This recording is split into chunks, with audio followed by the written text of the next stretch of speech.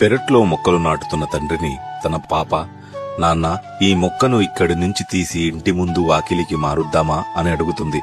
అప్పుడు నాన్న, అది ఎలా సాధ్యపడుతుంది తల్లి, మొక్క చిన్నగా ఉన్నప్పుడే మార్చాలి, కానీ ఎదిగాక కొత్త ప్రదేశంలో కొత్త మట్టిలో నిలదొక్కుకోలేదు అని అంటాడు. అప్పుడు ఆ పాప, నాన్న, ఈ మొక్కలాగే మన ఇంట్లో పెరిగిన ఇంకొక మొక్క అక్కని మీరు పెళ్లి చేసి వేరే ఇంట్లోకి పంపిస్తున్నారు కదా, మరి అక్కడ ఎలా నిలదొక్కుంటుంది అని అమాయకంగా అడుగుతుంది. దానికి నాన్న నవ్వి, అమ్మా, ఈ సృష్టిలో కేవలం స్త్రీకి మాత్రమే ఆ శక్తి ఉంది, తను పుట్టి పెరిగిన పరిసరాలు కాదని, కొత్త చోటికి వెళ్లి ఆ వాతావరణం, ఆ వ్యక్తులని, ఆ బంధాలని అలవర్చుకొని వారికి అనుగుణంగా పరివర్తనం చెందుతూ అన్ని రకాల పరిస్థితులను తట్టుకొని వృక్షంలా ఎదిగి ఒక కుటుంబాన్ని నిలబెడుతుంది. అలాగే కదమ్మా, నన్ను కన్న తల్లి, నిన్ను కన్న తల్లి కూడా ఎక్కడో పుట్టి వచ్చి ఈ ఇంటిని, ఇంత గొప్ప కుటుంబాన్ని మలిచారు.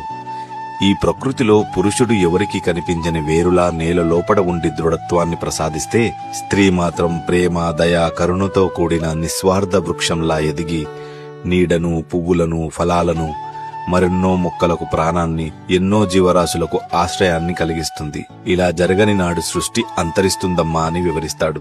మంచి కంటెంట్ అందించాలని నా శ్రమకి లైక్ చేసి, షేర్ చేసి అభినందిస్తారని ఆశిస్తున్నాను.